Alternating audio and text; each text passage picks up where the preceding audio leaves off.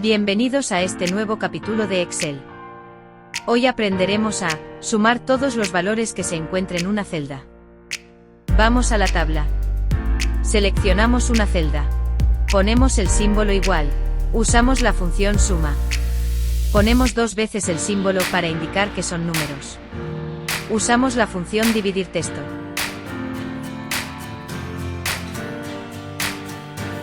Seleccionamos la celda a sumar. Ingresamos el símbolo separador. Escribimos el símbolo que separa los números.